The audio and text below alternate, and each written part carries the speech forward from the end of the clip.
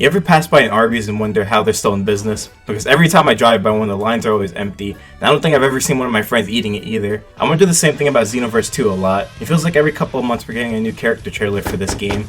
Before making this video, I didn't even know that people still played this game, but the community is actually pretty active, considering this game dropped in 2016, and now they're about to release their 16th DLC pack.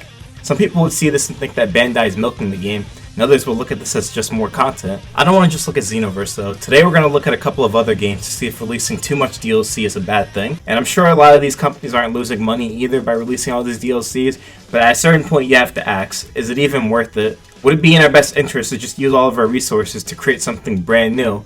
And when does DLC become too much? This is kind of a hard question to answer because there are obviously very bad forms of DLC, but there are also great DLCs out there that make games so much better.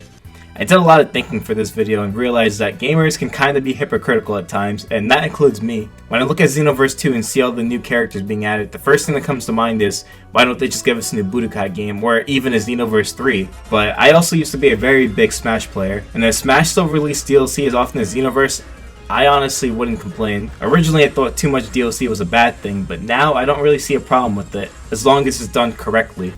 But now that brings up the question, how do we handle DLC correctly? If you look at fighting games, it kind of turns into an ethical question. I feel like some fighting games have gotten a little too comfortable with how they release DLC.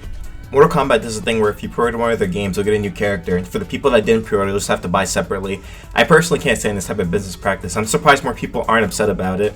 Mortal Kombat 1's pre-order bonus is Shang Tsung, a character that was already DLC in the last game. He was also in the game's announcement trailer, which led me to believe that he'd be playable day one, but no. They locked them behind a pre-order bonus. I think pre-order bonuses are fine, but if you want to give the player something cool, then maybe give them an exclusive skin that they can't get otherwise. But locking a character behind a pre-order bonus is honestly a scummy thing to do, especially in this day and age of gaming. Games like Callisto and Golem have told me not to pre-order games because so many developers have gotten comfortable with releasing unfinished games. And it sucks because if you're one of the people that like to wait and see how a game turns out before buying it, it's almost as if you're being punished for waiting. Now you have to spend extra on top of the $17 that you already spent because you decided to wait. And it's not just Mortal Kombat that's developed terrible business practices. I've been playing Street Fighter 6 non-stop since it dropped. I think the game's absolutely amazing. It's the most fun I've had with a fighting game in a really long time, but something about how they do the DLC just doesn't sit right with me.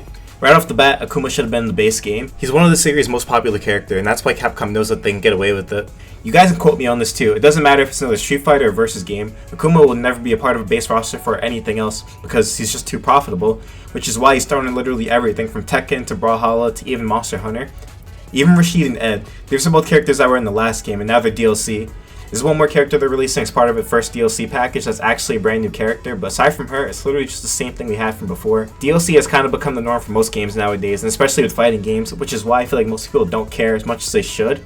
But that doesn't mean that we as a consumer should have to settle. I do think DLC in fighting games are important for both the company and the player. A few years back, Skullgirl developers made an Indiegogo campaign where they're asking for $150k to fund a new DLC character. And back then, people thought this was crazy. With how expensive games are nowadays, this number could honestly be tripled for modern fighting games. Which is why I'm all for DLC with fighting games. Fighting games have gotten so much big over the years. Street Fighter 6 managed to get 1 million players in just the first week, which is insane. But fighting games are so small compared to other genres of games, so I'm fine with spending a little bit more money, knowing that the money that I'm going to spend is going to go towards updates or possibly new characters. Like I said, it's really more about how developers go about releasing DLC. For a long time, I just feel like fighting games haven't been doing it right. If you're willing to wait nowadays, pretty much every fighting game releases with an Ultimate or Complete Edition after the DLC has well been released. So for the price you originally paid for the game, like the name says, you can now have a complete version of the game with all the characters. I think these are fine too, but some games take it to the extreme. Final Fantasy 15 is an amazing game, honestly one of my favorites in the series, but this game was purposely released unfinished. I got this game release day and I played it pretty much every second I could until I finished it. I loved it, but it honestly felt like more of a demo more than anything else. There's a lot of story content that was purposely not put in so that they could sell later as DLC. This is one of the worst ways to go about DLC. The DLC is such an important part to the game's story, and they decided to charge people for it. I think this is one of the things that make people hate the game. Even to this day, the game still gets hated on. Square Enix dropped the Royal Edition, which includes all the DLC, but by that time, the game's reputation was already done for. Azora's Wrath is something similar. Capcom had planned on making a sequel to Azora's Wrath, but the game ended up not being as successful as they wanted to, so the sequel idea was scrapped. But because there was a planned sequel, the game ended with that in mind.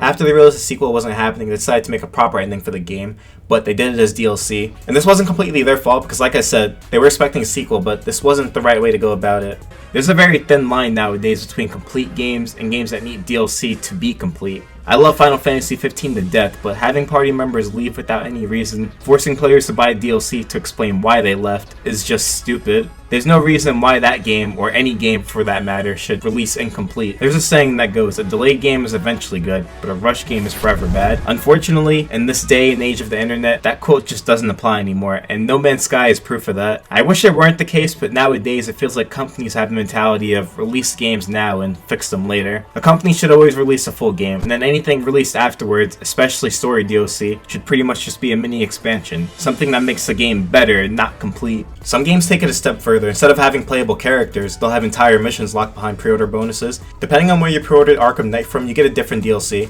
They had so many different skins and different missions that you can get from pre-ordering that there were people on Reddit that made spreadsheets of each DLC item and where to buy them from to get that bonus. Like, at that point, you just have to ask, why? DLC is just a normal part of gaming now. It's something that's never going away. The infamous horse armor in Skyrim cost $250, and at the time, everybody freaked out. But now cosmetics can cost up to $20 a piece. I've always been on the side of cosmetics being completely fine, but $20 to turn Superman golden is kind of crazy. The bigger video games have become, the more DLC we're gonna see. And if you want to stop these bad practices, we have to do it with our wallets. Callisto Protocol was a game that received mixed reviews, and even with the mixed reviews, they still release DLC, and the DLC completes the story. To us, games are just a fun thing to do to pass the time, but to a company, the main goal is to make a profit. So if you want to stop these bad practices, it starts with us not pre-ordering games.